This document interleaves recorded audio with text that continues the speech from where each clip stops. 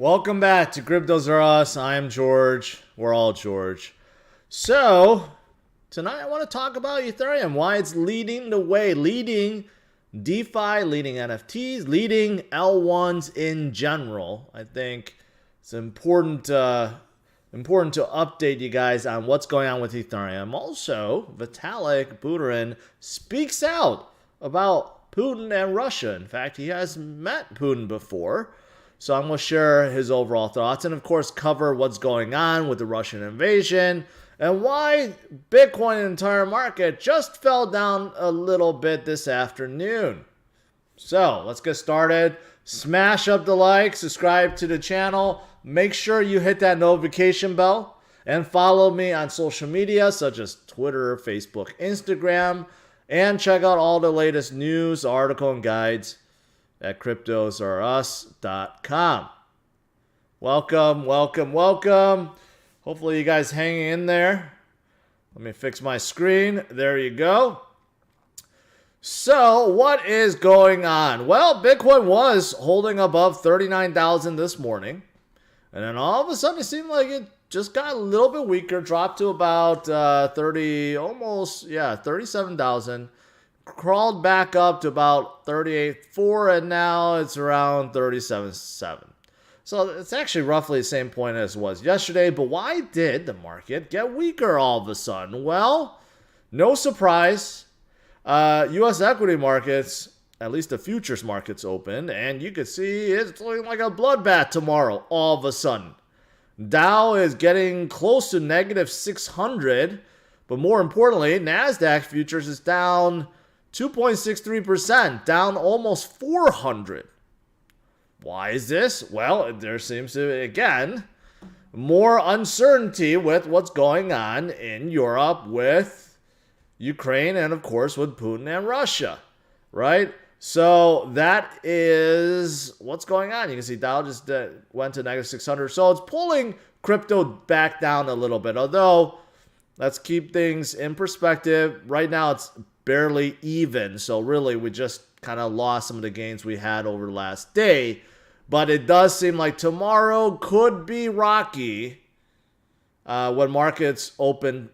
U.S. markets open tomorrow. But thankfully, I'm here and I will be streaming Market Open with you guys tomorrow morning. Right? But why did the market get antsy? It seems like this may be the reason that Putin is putting his nuclear forces on high alert. And why is this?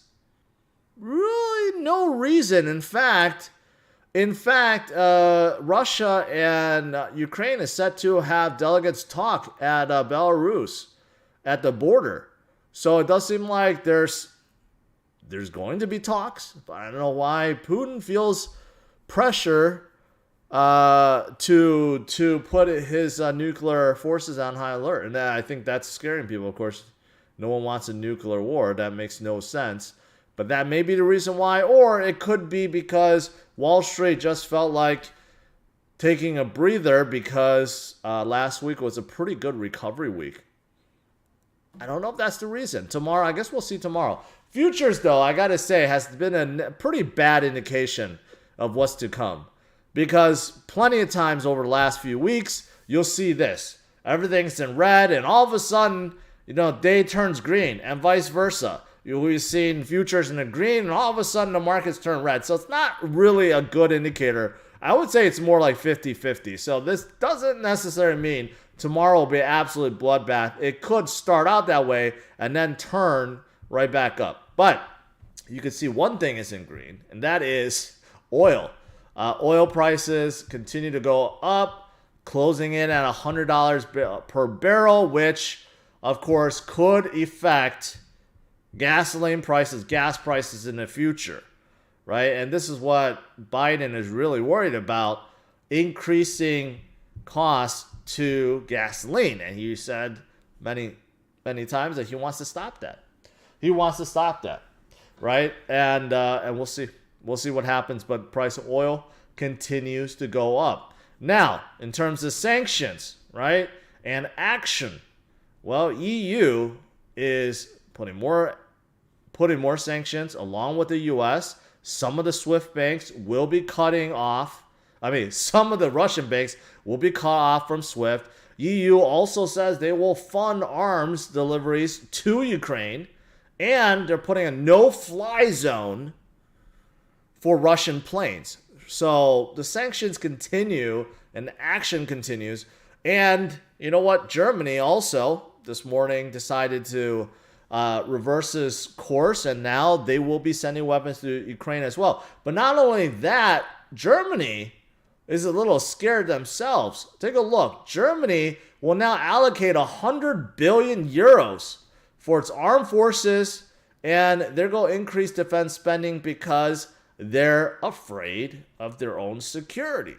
Quite interesting that Germany is now putting a ton of money into their own defense spending. This is what's happening right now.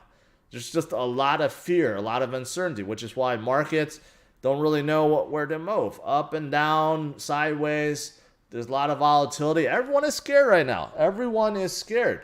And of course, Germany also has a lot of ties to Russia because natural gas. They get natural gas directly from Russia. Not only them, France does, Austria does, and many other countries in Europe does. So that's going to be complicated, especially if SWIFT is cut off. How are they going to pay? What else are they going to do? Right, there's a lot of complications going on right now. So Germany's in the middle of it. All right, so with all that, with all the sanctions and stuff adding up, Norway's sovereign wealth fund, which is valued over 1.3 trillion, they have decided that they will be basically freezing and selling off any assets that belong to Russia. So you can see the sanctions starting to scare a lot of funds, people, countries in general, right? So it's starting to add up. Of course, it's very early, but over time, it's going to start really adding up. Now, with all this, right, of course, with what's going on with Ukraine, there's still a lot of crypto donations happening right now. In fact, it has now added up to $17 million. Okay, this just morning it was like 13 million. Yesterday it was 10 million. So the number of donations going to Ukraine for humanitarian reasons and for support overall is increasing. And I'm glad to see that a lot of it is through crypto, right? The one thing that can't be stopped, you don't have to worry about banks shutting it off or ATMs shutting off or anything else. SWIFT being shut off, and in this case, it's not applicable. I'm just bringing that up. You don't have to worry about being things shut off, frozen, right? Crypto allows you to do that. So I'm glad to see that still flowing through. And it relates to what I'm talking about tonight, which is Ethereum. You can see the 17 million is mostly between Bitcoin and Ether, okay? You're not seeing XRP donated, okay? You're not seeing a lot of the other crypto donated. It's mostly Bitcoin and Ether. And Ether, of course, is the dominant L1, dominant network protocol. And you can see there's a new DAO that raises 3 million in ETH for the Ukrainian army too. So anytime there's a new project, normally it starts out on Ethereum. And then maybe they branch out to other L1s, but Ethereum is definitely the big dog in the game, right? So tonight I'm going to cover why Ethereum is leading the way. So first of all, let's talk about this. Vitalik, right? If you're not aware, Ethereum was created by several people, Vitalik being one of them, but Charles Hoskinson of Cardano is another, Gavin Wood of Polkadot is another, Joseph Lubin, who is the founder of Consensus, was another, and there was a few other guys, right? But Ethereum was created by a whole bunch of people. Most of them have left the project, but Vitalik is still here. He actually was born in Russia and then immigrated to Canada, but he has met Putin before. He has met him actually not too long ago in 2017. He actually went out to Russia because Putin at the time was interested in Ethereum, and he actually had a good chat with him, which is why you guys saw the picture on my thumbnail, right, with Vitalik sitting at the same table as Putin. But I mean, right now, obviously, Vitalik is calling this invasion a crime, very upset by, you know, by Russia and Putin basically abandoning the possibility of peaceful solution, right? So obviously, Vitalik is no fan. But it's interesting, once upon a time, he was talking to Putin directly himself about Ethereum and about utilizing Ethereum to get away from things like SWIFT and to help citizens get involved, right, and get a lot of development going in Russia. It's just interesting how that was, but maybe not right now, or maybe there is something going on right now. I don't know. But a lot of people are just very upset overall. I saw this too. One of the biggest Ethereum mining pools, Flexpool, have just halted all services to Russia in wake of the Russian invasion. They are the 5th largest Ethereum mining pool, but we haven't really seen this before. I've never heard of any mining pools that actually halt their service to an entire country. It's the first of many, right? You could argue this is a bad move, right? Because when it comes to crypto decentralization, there should be no shutting down of people, right? But in this case, they're trying to show their support for freedom for Ukraine, and this is why they're doing it. But this is something new. I just thought I should mention, right? But going back to Ethereum, why it's such important network protocol, why it's so important overall, and why it's actually sitting at number 2, why it's a big cap, why it's holding well. There's many reasons, so let me share with you what those are. First of all, ever since Vitalik and his team have implemented burning, specifically EIP 5059, that's the protocol, over 2 million ETH have been burned. Close to $7 billion worth of ETH gone forever.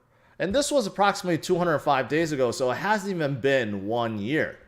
So this is a brilliant move because of the congestion and usage on Ethereum. The more congestion and usage, the more ETH gets burned. So obviously, this is contributing to Ethereum becoming deflationary. Right now, Ethereum is still inflationary, but when you have this with many other things added together, it's actually deflationary, which is why it is still sitting way higher than the next competitors.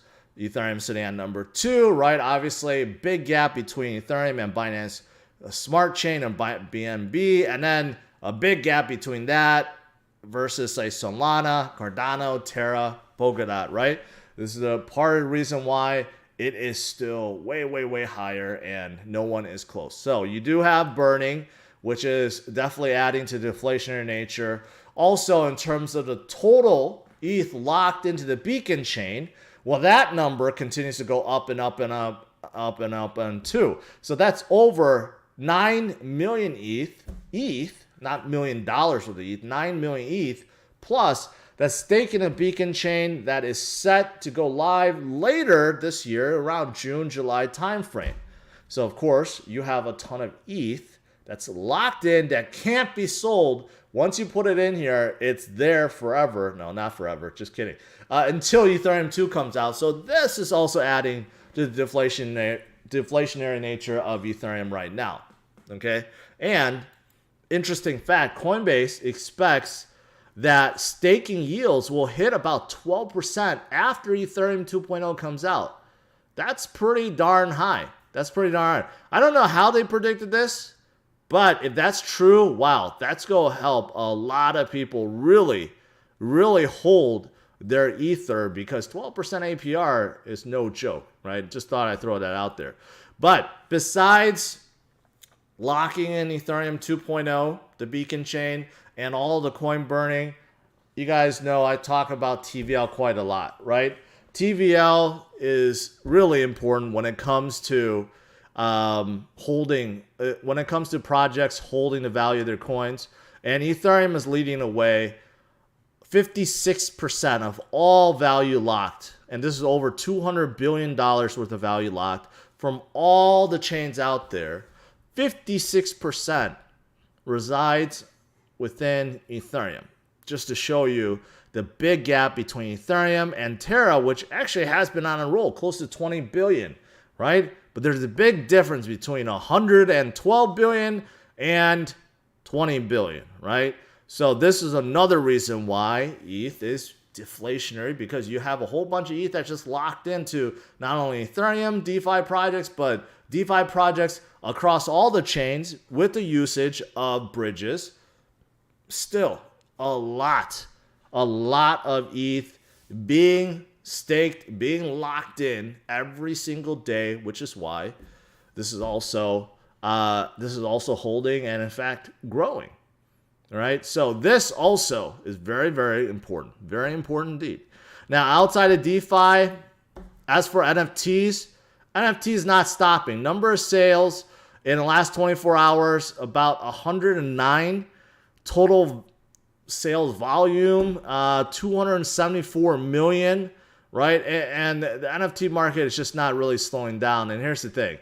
This is really eye-opening. If you look at all the collections, the top collections, and this is by volume, like literally every single one is on Ethereum. So when it comes to NFTs, almost every single one is on Ethereum, right? So this is also helping in a big way, because you have a lot of people with Ether or ETH, and they're putting it into these projects and in a way being locked up in the chain as well, right? So if you add all these things up, this is the reason why Ethereum is where it is, sitting at number 2, why it's leading the way when it comes to DeFi, L1s. Also, I didn't talk about other things in terms of wallets, bridges, right? Anything you could think of in the space, Ethereum is leading the way. Development base, the code base. There's many, many things that Ethereum is leading in right now. So despite the fact it can't scale and there is congestion, Ethereum is still the leader by far, and its demise is greatly exaggerated, at least right now. If they can't scale, eventually someday Terra or Solana or even Cardano will overtake Ethereum. But they still have time, because they have such a vast lead right now. So there you go. And lastly, I guess this is a benefit. I don't know if this is really a benefit, but there's a whole bunch of ETH Whales that's buying SHIB. So if you are a SHIB holder and you're up, well, you got to thank Ethereum for that too, because first of all, SHIB is a ERC20 token right now. They are working their layer 2, but one of the big reasons why, if not the sole reason why SHIB has gone up so much in 2021 and is so big right now, is because of Ethereum whales. Because of all these Ethereum whales that made their millions to tens of millions to hundreds of millions with Ethereum, they decided to buy SHIB. So if you're a SHIB guy, you gotta thank Ethereum as well. So just to throw that last fact out there, right? All right, so that's what I want to say about Ethereum. Obviously, there's a lot more sexier plays at this point. There's a lot of other L1s that are much smaller that has the potential, right? But as for these other L1s and them overtaking Ethereum, there's still a long way to go. So Ethereum is still, just like Bitcoin, like a must hold in my opinion. It doesn't matter if you want to buy anything else, but I believe Bitcoin and Ethereum are both must holds. There you go. All right, now before I get in Q&A, I do have a new sponsor for today. And I find this very interesting because you guys know I've been talking a lot about Terra, right? Terra has been an absolutely beast over the last few weeks, over the last few months, right? And mostly because of DeFi, because of Anchor and UST, right? But you know what? This project is also within the Terra ecosystem, and they are called ROBOHERO. So ROBOHERO is a play-to-earn game that's going to be mobile, but it's going to be built within Terra's ecosystem. And you don't hear about many different play-to-earn games, aka metaverse games, that are built on Terra utilizing Luna. So I think they're pretty interesting. Now, there's a lot of games out there, right? A lot of them being developed. A lot of them have very cool graphics. ROBOHERO happens to be one of them. But the one thing that really stands out with them versus all the others that are built still on Ethereum or Solana, this one will be built on the Terra blockchain. So that does set them apart. They, of course, have NFTs. In fact, they already started selling NFTs on this other marketplace, and most of them have been sold already. But there will be more NFTs as you collect. As you play, you will be able to collect. And of course, there's ways to earn these and trade these, right? Most play-to-earn games are like that. You'll be able to play to earn or fight to earn. It depends if you want to fight the computer or if you want to fight someone else. This will be built in, and there's other ways to make money. You can simply watch other people play and earn some rewards, or you could also look at ads that's within the game. Not that you really care, but you know what? They're going to throw that in there anyways. In terms of the partners, one of the bigger ones is Terra, which is the leading launch pad within the Terra ecosystem. So they launch within there, and there are several others that they're working with. If you wanted to check out what their graphics looks like, it's cinematic preview. It's right there, but the graphics look pretty darn nice. I don't think this is the gameplay, but whatever they have right now is pretty darn cool. So you could check it out right on their webpage.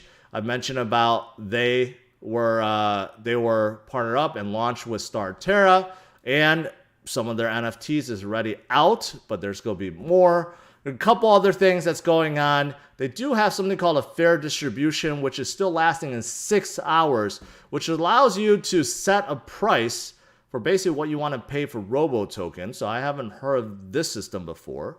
And they will be listed tomorrow on TerraSwap, which is the leading swap DEX on Terra.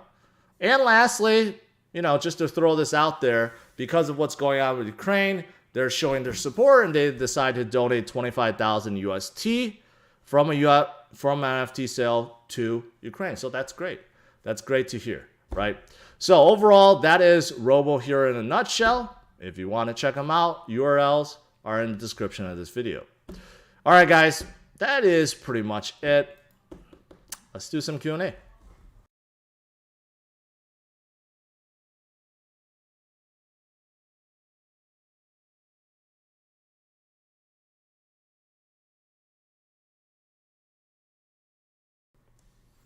All right, what's going on? Let's see if Bitcoin had any more movement.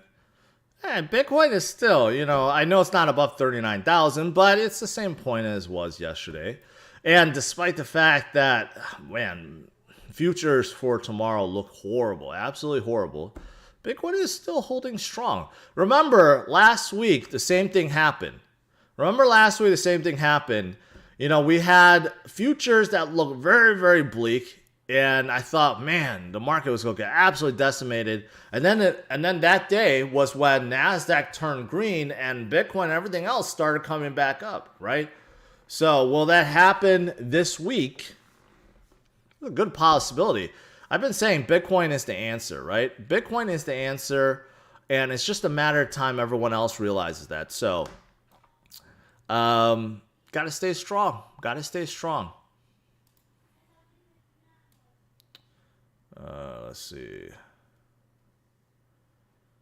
What did I miss? All right, I'm catching up here.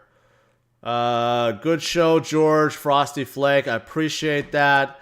Talk about PDE. Legend of Bizonga, or does that have too many zeros? Mark Brand, I have no idea what game that is. But if there are too many zeros in the price of the coin, probably you've answered your own question. Phantom or Harmony? I like both equally. I would stay away from Tonic. Do you think the Russian conflict is right priced in? I think last week showed that it was priced in, which is why Bitcoin and everything else started coming up. However, it's hard to make that call right now because who knows what's going to come, right? There could be a lot of major developments. Hopefully it doesn't get worse. And if worse news comes out this week or next week or the week after that, well, then the market didn't price it in for sure because there will be volatile times.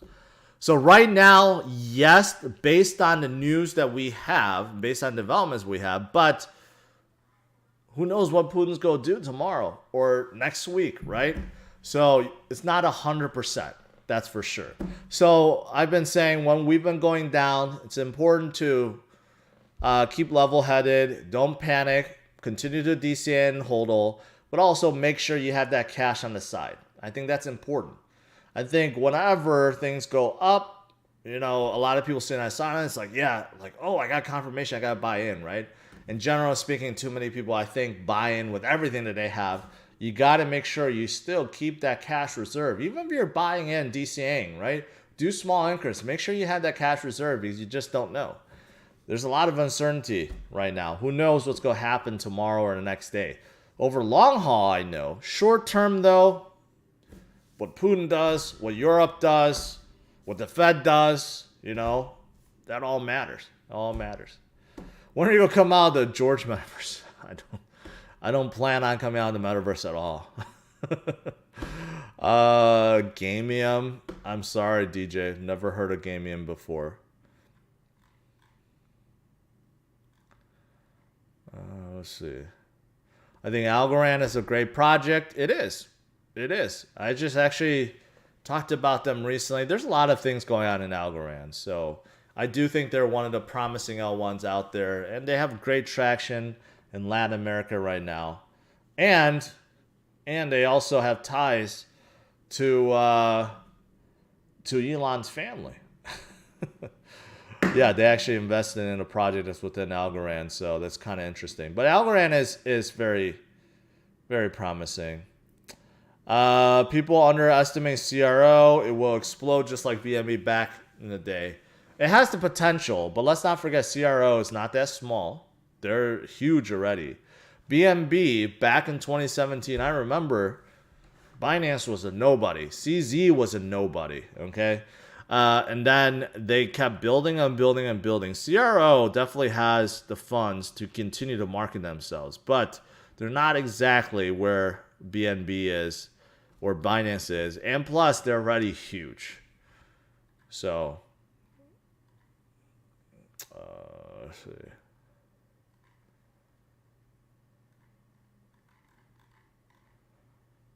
Still bullish on Lakers. Yeah, I'm still sticking with them, although I don't think they can win it.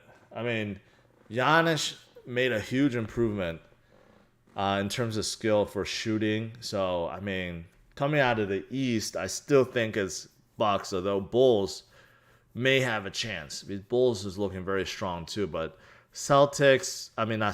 Nets basically destroyed themselves. Harden on 76ers, I don't think, can't rely on him. So it's probably going to be Bucks out of the East. Out of the West, it's wide open, you know. So I don't know. I don't know if Lakers could beat, say, Phoenix or anyone else out of the West. I'm hoping they can. I want Davis to actually perform, but I don't know what's going on with Davis. He keeps getting injured left and right. Cadena, I do like Cadena quite a bit. I've been actually, DCing with you guys, right? DCing Cadena a couple times. I do like them. Yeah, anyone else that wants to keep shilling Tonic will get banned. So stop. Am I bullish on VeChain? Yes. Still waiting for them to make their move to Europe and come out with more DeFi. That's really what it's going to drive them up this year is DeFi. Let's see. Kusama, is it a good project? Kusama is basically, sister chain, a test bed for Polkadot. So are they a good project? Yes. Are they a better project? Probably, yeah.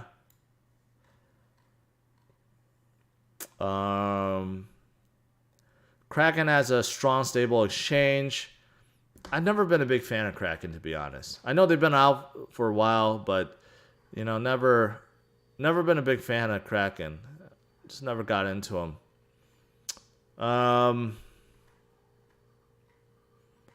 Let's see. Can you stake VeChain anywhere? You don't have to. All you have to do is hold VeChain in the VThor wallet. That's it. And then you're basically you're getting VThor tokens every single day. Now, if you hold VeChain on, let's say, centralized exchange, a lot of them just will take your VThor away. But if you keep it within a wallet, you're getting it, for free. But it's pretty low. It's like 1 point something percent. Raphael, I appreciate that. I do. Thank you. Anthony Street Clothes, David. That's pretty clever, but yes. I mean, he's so fragile now. I feel bad for LeBron. When he convinced, I should say, Anthony Davis to come to Lakers, he thought he could relax, let Davis take the workload, right, and carry the Lakers. Except LeBron at 37 is still carrying the Lakers.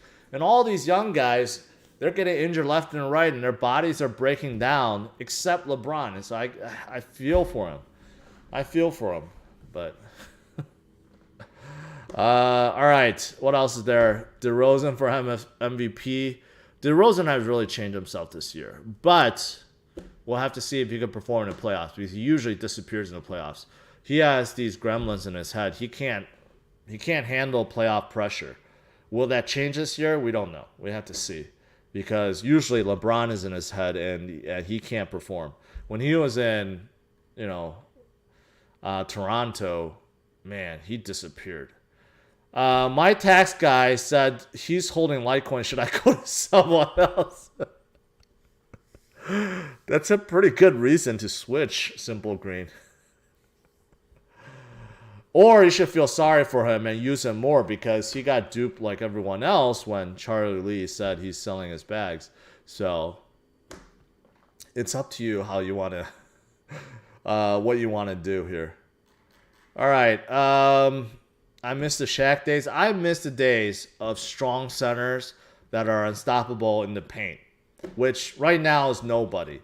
Embiid is the closest, except he loves shooting threes and doing fadeaways and stuff. You would never catch Shaq doing fadeaways or threes. Shaq will just punish people down low, and the NBA is just not built for that anymore. It's unfortunate. I do miss those days too.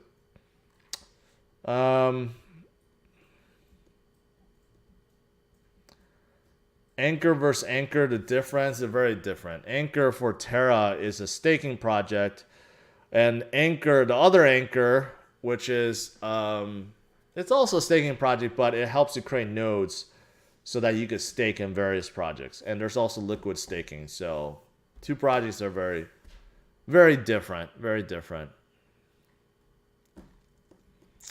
How about Tim Duncan? I mean, Tim Duncan was great, but he was so boring. No one remembers him, honestly. Jokic is great, but, again, not a back-to-the-basket guy. More a three-pointer distributing ball kind of guy, but still, no Shaq. There's no one Shaq. I was hoping Shaq's son comes to the league and becomes the next Shaq, but he's very skinny, and he has some heart problems. So I don't know if he could actually play, but he's not nearly as big or tall. So there's no next Shaq around the corner.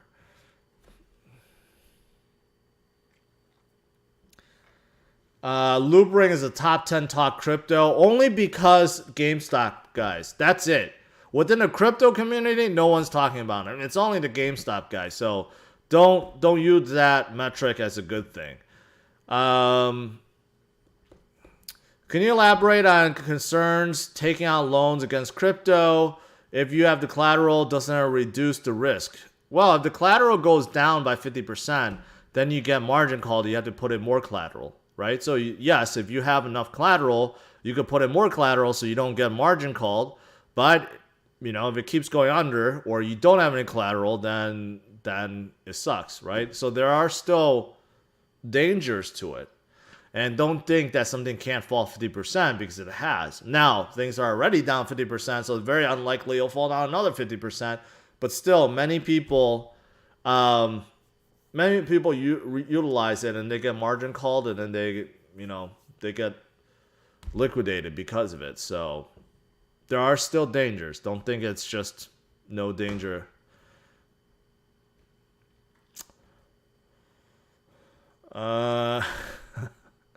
You guys know I'm a big basketball fan, but there's very little people to talk basketball to because most people don't watch basketball, at least not NBA basketball. But I still do enjoy it, although I haven't watched many games this year. Just trying to catch up with clips and so forth. I did enjoy the All-Star game, though, at least just the game, not the dunk contest.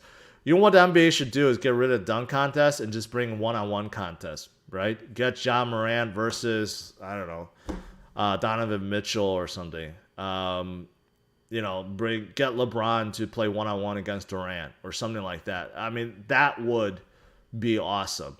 Bring Jordan back.